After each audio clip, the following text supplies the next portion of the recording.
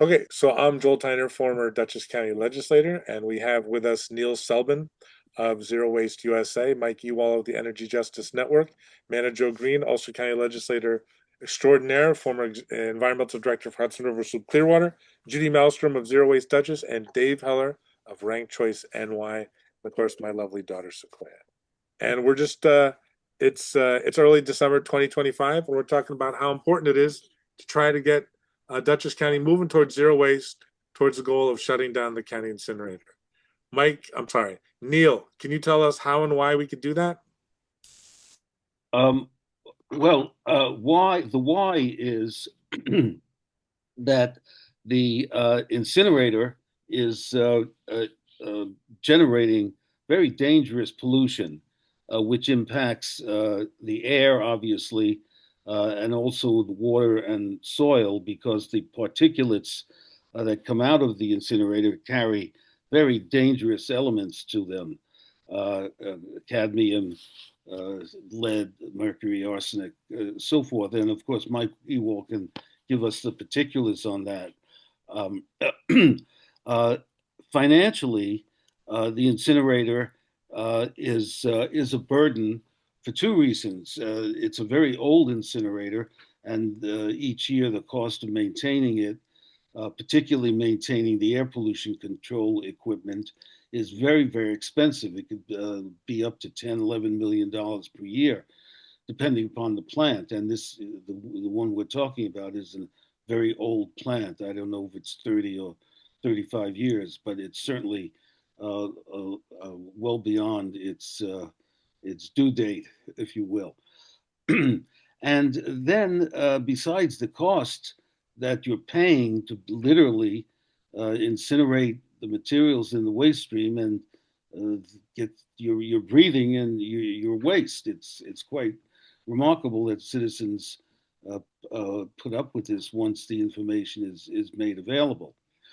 But financially, what the incinerator does is keeping your community from investing in the long term, generations long solutions, which, in summary, are zero waste alternatives. They are very specific policies, programs, and enterprises, businesses that you want to attract or start up. Uh, uh, to bring in your community. And one example that Manna Jo Greene, who's on this call or program, will be able to describe the investment that their community is working on to establish a reuse center, a physical area where reuse activities, programs, repair cafes, exchanges, and a business like that is worth tens of millions of dollars in a region, not only on the wages. Each facility such as that is 35 to 50 jobs, and these are good paying jobs with health insurance. That's a big impact. But besides the cash flow in by having 35 to 50 workers paying into tax systems, you have very good used materials available for the community to buy at pennies for the dollar. I'm talking about 10, 15, $25 for a working computer or parts, etc. This is a wealth transfer from people who have too much, in essence, and donate their materials to these reuse places or bring their stuff for repair. And it's repaired, value is added to it, skills are imparted. I'll talk about that in a moment. Uh, Tell me if I'm talking too long. I don't mean to take too long, but to get back, Keep going, uh, keep going. these these businesses teach skills. They pay taxes. A well-run reuse business will pay $250,000 to $350,000 in local and state taxes, sales tax, and so forth. But there's a component of this that really is important to every community, and it's almost priceless, and that is using computers, or refrigerators, appliances, household appliances, telephones, all kinds of tablets and stuff. Using these once used materials is the basis for training people who desperately need skilled industrial training. There are companies that were created to reskill people coming out of gangs. In some cases, they go into the gangs and recruit. They stay at the prisons as people get released from jail. They say, "Hey, look, we've got training here. We'll pay you during training, and then once you get trained, you have a decent job with health insurance, a family. You could build a family around and get people from not recommitting crimes. That's called recidivism. And it's a tragedy for families, it's a tragedy for communities, and ultimately it's a tragedy for the taxpayers. And these companies reduce recidivism. One building deconstruction company in Baltimore, Second Chance, and there was a second company, I forget the name of the second company. Their recidivism rates, they hire people who have been incarcerated in the past, and they give them skills that are worth $30, $40 an hour, and that's what people can earn a package with health insurance and all kinds of security. And that ability to use these materials to reskill a large segment of our population, which are really in the economic wilderness, if you will, is so isolated, that's worth a lot. And to get back to Ulster County, my advice to them would be to grab onto some real estate and work as quickly as you can to implement the plans that Manna Jo will give us details on. And that's the type of investment. And I want to end by quoting Edmund Burke, who's a very influential political leader. He was an elected official and a political philosopher. In fact, uh, people consider him the founder of modern conservative political thought. Uh, I won't go into details, but people should look into what he did. He defended the colonies at great cost, physical threat to himself. But nonetheless, he said that citizens want their elected officials to do today what they would have wanted them to do 10 years hence. And I guarantee you that a decision to shut your incinerator and invest in zero waste is the exact thing you will want 10 years from now to have been done in your county. And I want to go on further, cut me off whenever you want. But Mike Ewall gave an incredible presentation about 2 months ago in Monticello, New York. And uh, after after he gave a really tour de force on the wheres and whys of incineration and all the technical jargon he translated into uh, language that everyone understood. It was a very sophisticated audience. I don't mean he had to dumb anything down, but there was a lot of technical information. And then I got up and said very briefly that I'm a veteran of 35, 40 of these battles. Most of them won, a vast majority of them won, because the citizens who were getting angry that they were being shoved a $500 million debt that they're going to have to pay off, they and their kids are going to have to pay off. Um, and uh, what the citizens have got up and said in addition to the money, there's the health issues. The citizens have to say, and did say in these instances, if you vote to build an incinerator or to not shut down an incinerator, which needs to be shut down, then I will never vote for you again, and my children will never vote for you again. And then I said to give that message to all your neighbors, your church members, and club members and coworkers. and that's what your citizenship needs to do. Citizens have to. It's a big task, and if you had good leaders, you wouldn't have to do it. But at this point, organized citizens are the only way to bring reason to decision makers. I might add decision makers like Manna Jo. And I would like to hear directly from Mike Ewall why the incinerator should be shut down, and then I'll be glad to focus a little bit and share some of the good news that is going on over in Ulster County. Great. Awesome. I'm going to take 5 minutes to go get a sandwich and be right back. I don't want to miss this. All right. I guess that's my cue. Hi, everybody. Mike Ewall with Energy Justice Network.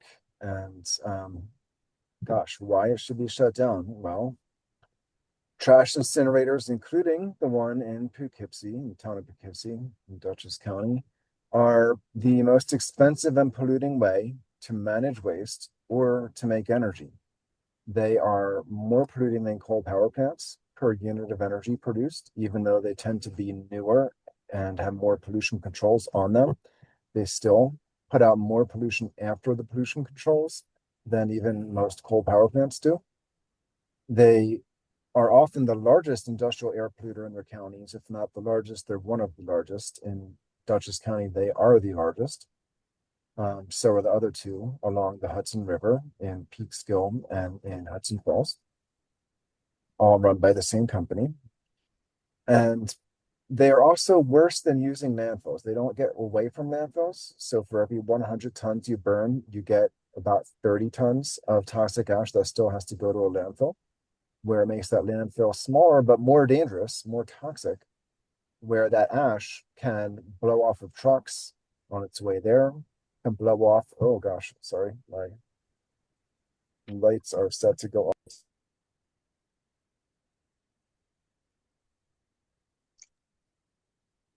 And by comparison, we were able to prevent an incinerator from being built in Ulster County. We had landfills and they were all closed, and two were kept open for a few years, but they have also closed. So we're now shipping our waste to Seneca Meadows at a cost of $11 million a year, and all the pollution that transportation entails. The goal is to maximize waste diversion, and that will include building a reuse innovation center where all kinds of things that are right now put in containers and shipped to Seneca Meadows landfill.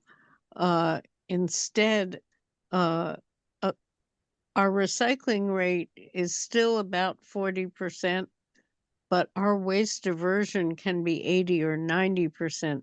So when we say zero waste, that's a real wonderful challenge. And the way we're going to achieve that is that at the 19 transfer stations around the county, they're also called municipal recycling drop-off centers. That'll be the first line of defense. And people can take reusable things, but those that don't get taken can get transported from the towns to a central hub and get repaired or refurbished and then put out in a showroom and either given away or charge. There might be a charge, a small charge that makes it very economical. But all those materials will be kept in the resource stream instead of being shipped to a landfill, which is likely within the next 5 years not going to be able to take our waste anymore anyway. the best thing about waste diversion is that if you try to site a landfill, you've removed the organic material for composting, so you've removed most of the odors, and you've reduced the volume of materials going into a landfill. You've reduced the truck trips and you've reduced the toxicity. So a landfill is less onerous and can actually be seen as an asset. And your goal is to make that asset last as long as possible by continuing to keep materials in the resource stream rather than just piling them up in a landfill and burying them in somebody else's backyard. So I think, that's it in a nutshell, what we're trying to do here in Ulster County, and we'd be glad to help people in Dutchess achieve that goal. And the other area that in addition to the health issues that Mike and others have raised in terms of climate change, keeping materials in the resource stream, not trucking them to a landfill, and not generating all that methane and other greenhouse gases, which incinerators are terrible about. Climate change is the biggest issue we all face, and maximizing waste diversion is definitely a climate solution. So if I can address the transportation that you brought up, Manna Jo. There's a lot of focus on that by public officials, in particular public works directors, who want to make it seem like it's a terrible thing to have to transport waste further to get to a landfill. And I want to correct that with some data, because across any study I've seen, including the most pro-incinerator studies out there, ones where that we disagreed with them on everything, they've cooked the books on all kinds of numbers, but we still agree on transportation impacts. What we find is that transportation is not the issue. Transportation impacts are so small compared to the impacts of incinerators or landfills that they cannot justify using an incinerator closer to home versus a landfill, no matter how far you can possibly drive it on this continent. There's no distance at which you will overcome how much worse an incinerator is compared to trucking it to a landfill, because the emissions from transportation are tiny. And let me just share a couple of slides to illustrate that. Should be coming up right now. So this is from a life cycle assessment study that we did on behalf of the county executive in Montgomery County when they asked us to put together information for them. And what we found is that incineration was 3.2 times more harmful than using the landfills that we evaluated. This is the average of 10 landfills that we looked at in the region. And the climate impacts were about twice as bad. But on top of that, you had the particulate matter causing heart attacks and strokes and such. In yellow, you have the asthma attacks from the nitrogen oxides. In red, you have the cancers, birth defects, and other impacts of toxic chemicals like learning disabilities. All of this adding up to much more than you get from a landfill. And the transportation component of it was small. This is just looking at the greenhouse gases, not all of the impacts now, but the other slides are similar for other impacts.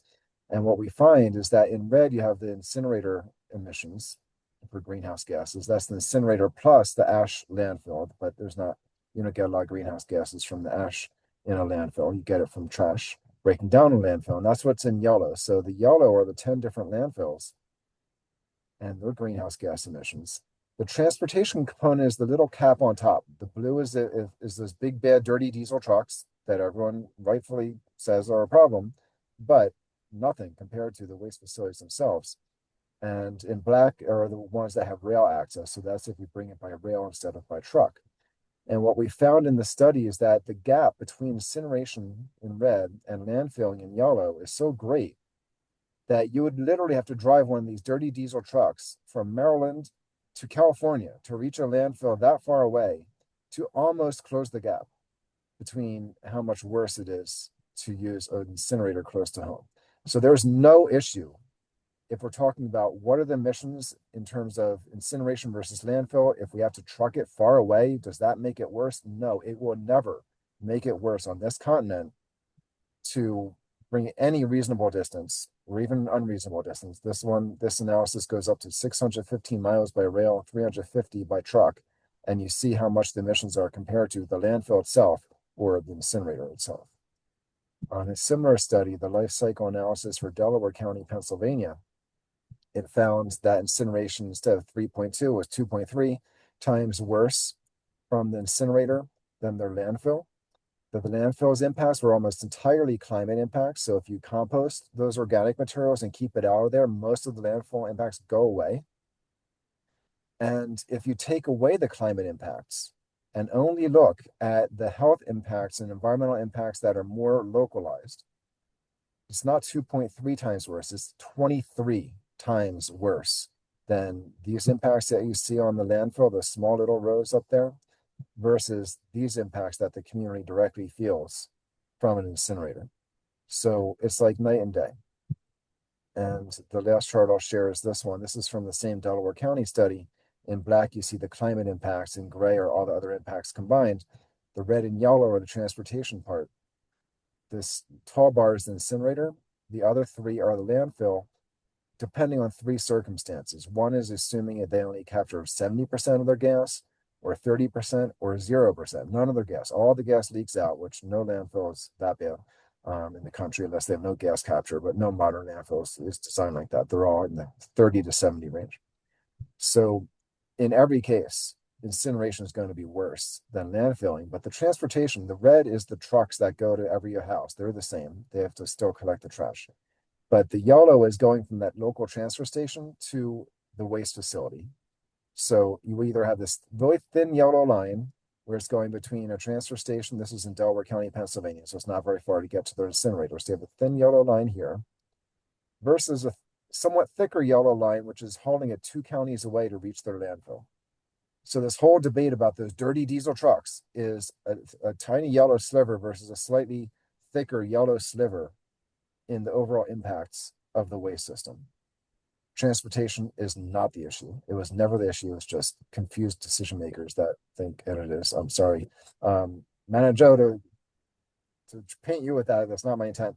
It's more coming from public works directors, solid waste authorities, and folks who use that kind of information consistently to say that trucks are the issue. So I just want to make sure that we're very clear that that's not the issue. So even if you have to haul to the other end of New York to reach High Acres landfill or some other landfill out there other than Seneca Meadows, it will be better for the environment than using an incinerator close to home, hands down. And you've also pointed out the proof out it would actually be cheaper. That incineration is by far not just the most polluting, but also the most expensive way to deal with MSW. Let me put an asterisk on that one. If you have to haul it very far, that's where, because of the hauling fuel costs, it could become more expensive to use the landfill, only because of the cost of diesel fuel.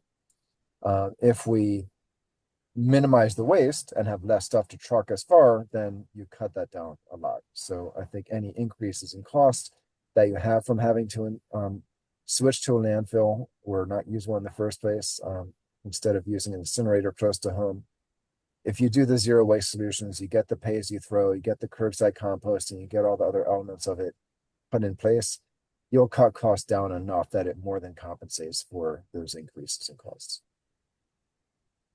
All right. Well said. Mom? Manna? Dave? Okay. I'm not going to repeat any of the stuff that everybody has said already because I'm going to do a very personal thing in that what I've learned in the last couple of months is that people are getting very tired of the garbage situation. They don't know what to do about it, but they're very upset by it. And through the repair cafes, I've learned that people are now thinking that I know where everything should go and are calling me and saying, where do I take this? Well, I'm also finding that there are more places to take things. There are places in Poughkeepsie that I didn't know about. There are places all over the county that I didn't know about, and that's information that needs to get out.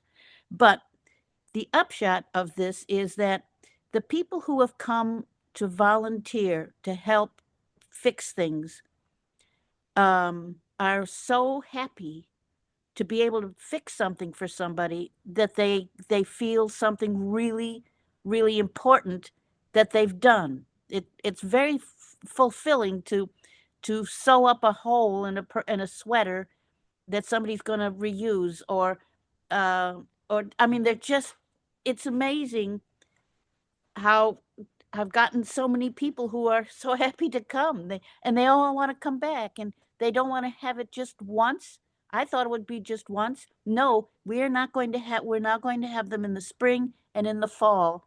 And they're anxious for it. They want it because they want to be useful. And I think that's the best thing of all, that not only that they want to do something about the garbage. And being a rural community, the town of Clinton has been a dumping site on their back roads. We've had several dumps on my road, that they're now concerned about that. They want to know how to stop that. They want to, and a lot of it is reusable stuff. We had an actual, all the furniture that would use in a den, a couch, a chair, a table, a TV, all set up in our rural road, ready for I don't know what. His entire den was put out there. So they're tired of that. They don't want that to happen anymore. They're concerned. So I think people are ready to learn more about zero waste. And I've also found that more people know that term, zero waste. They don't maybe know what to do about it, but that's where we have to hit it. We have to explain it. We have to educate people, that's for sure. Okay, that's it for me. I Well, just want to add. Oh, I've got an echo. Let's see. Mom, where's your echo? That was your mom. That was Judy's echo. So, Manna, go ahead. You're fine. Okay. I just want to say that those gatherings where things are repaired are called repair cafes, and you can look up where the nearest repair cafe. There are many all over Ulster, Dutchess. The Mid-Hudson region is rich in repair cafes. I had a broken folding table, and I went to Gardner, and a couple people took some time and figured out what it would take to fix that table, and I came back with a very usable item that otherwise would have gone in a trash container and ended up in Seneca Meadows. So look up Repair Cafe, and the community spirit, as well as the wonderful volunteer expertise that is involved. Those are the things that make our communities strong and healthy and worth participating in.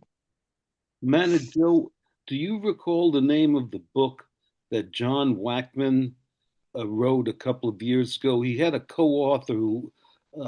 Yes, I have a copy across the room. I have it here too somewhere, but it's a but one. I've got a cat on my lap. That's all right. So it's John. Joel's got a sweet daughter on his shoulder. Yeah. In any case, I remember hearing the woman who was John's co-author give a presentation, and it was filled with examples, just as Judy just described, that people have attachment to the network of people they meet. It really is something that can really stimulate what's it called? There's a syndrome in the United States called bowling alone, which means that people have stopped signing up. Alienation versus community. Yeah. Okay, there you go. Thank you so much for that shortcut. In any case, the book is terrific, and if you ever get a chance to use a cafe, you should. Thank you. Thank you. Thank you all. Dave, did you want to chime in? Sure. Empires are built on rich soil and they collapse when that soil is depleted. And taking organic waste and incinerating it is mind-bogglingly stupid. And we should be composting all of our organic matter, whether it's right at the home level or collecting it and having big composting facilities where it can be distributed to residents of the county. And in fact, there was speaking of incarcerated people that Neil was talking about, the sheriff of San Francisco years ago created a gardening education system for the inmates and taught them gardening skills.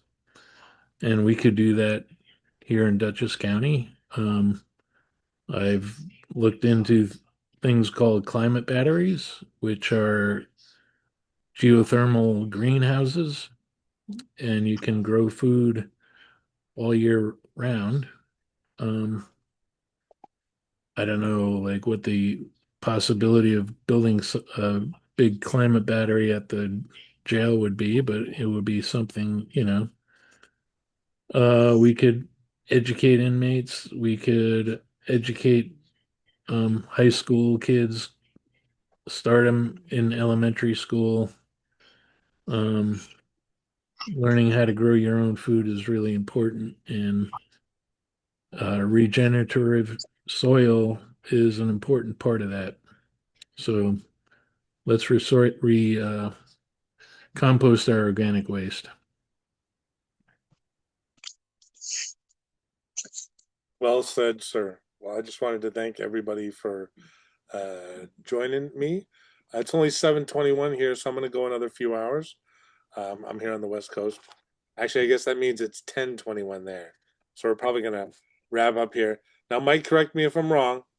Toxics release inventory, EPA, was it out of that Dutchess County incinerator, Poughkeepsie, each year, 13 pounds of mercury, 19 pounds of lead, 24 tons of volatile organic chemicals, 163 tons of nitrogen oxides, 18 tons of SO2, sulfur dioxide, 77 tons of carbon monoxide, 106 tons of carbon dioxide, one of the most polluting incinerators in the entire country, according to WPDH, and 13 pounds of mercury is over 5,000 grams of mercury. 1 gram of mercury is enough to make fish in a 20-acre lake too poisoned to eat.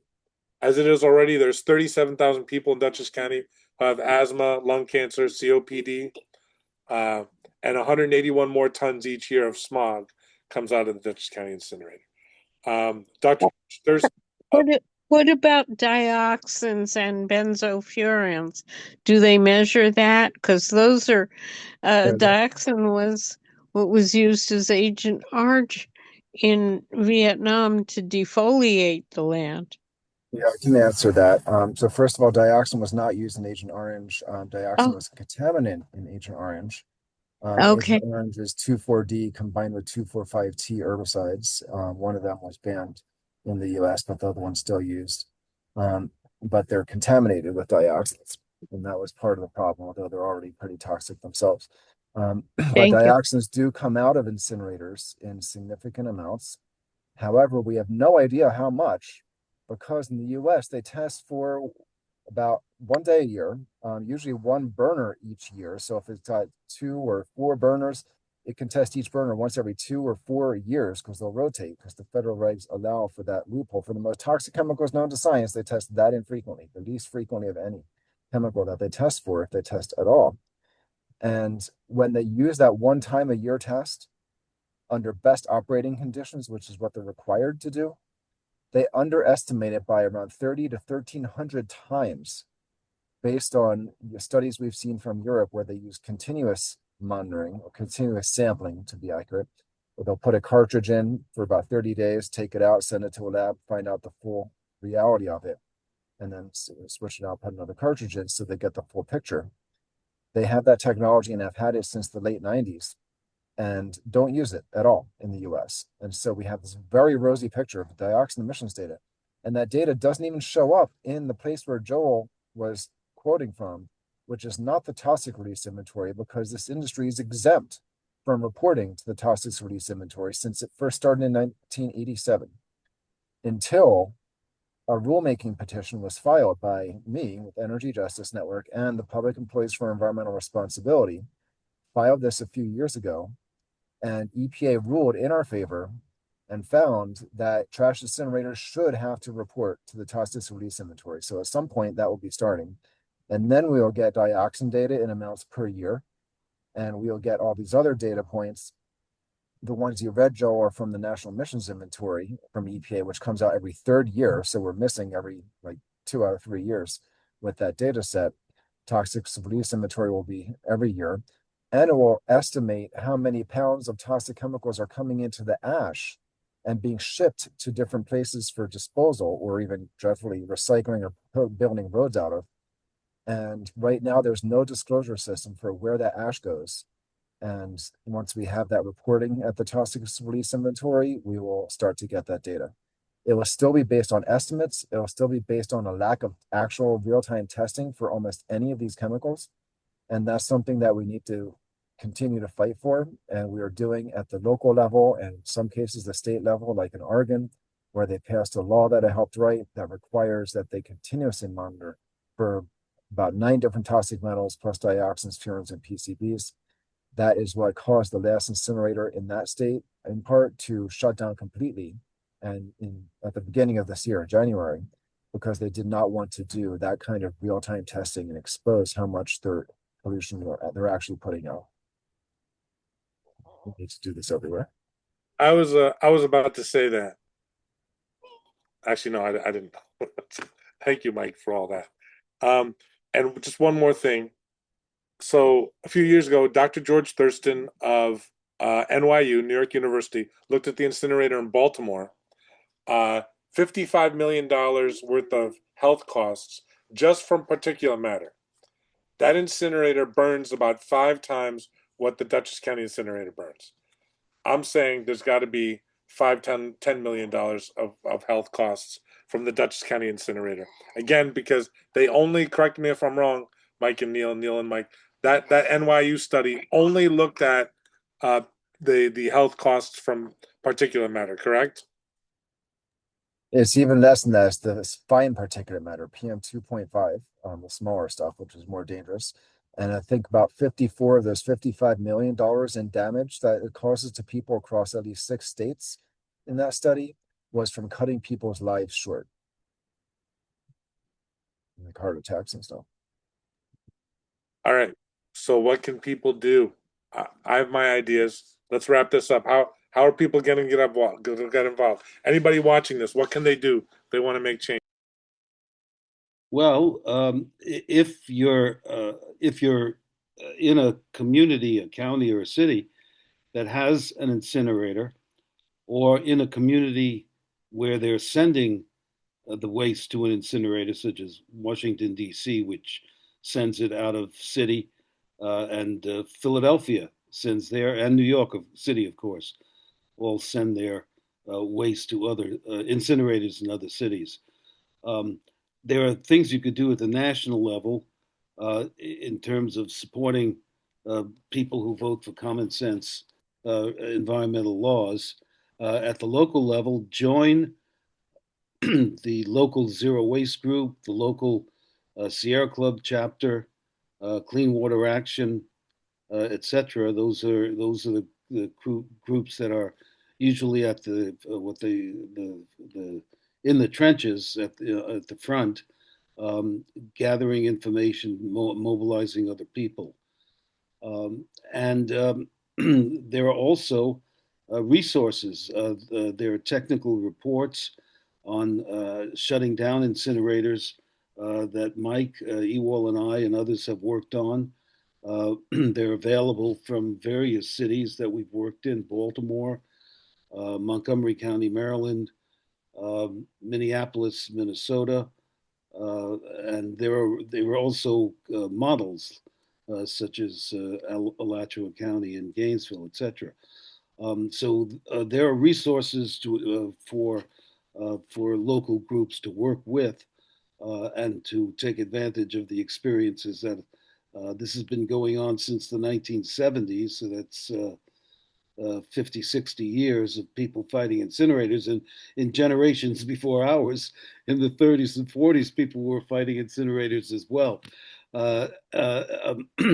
It's a dirty thing to do, whether you control the emissions, which they didn't back in the 30s and 40s and 50s. But even with the controls, as Mike has very well pointed out, it's a clear and present danger, and it needs to be stopped. It needs to be shut down immediately. And I think I mentioned earlier that the strategy that several jurisdictions have in several jurisdictions, organized citizens find out when the current contract with the incinerator operator, which usually is not the county or city that owns the plant, it's subcontracted out, when that contract is up, and start working to mobilize people and avail, the community groups can avail themselves from my organization, Zero Waste USA, Mike's organization, Energy Justice Network.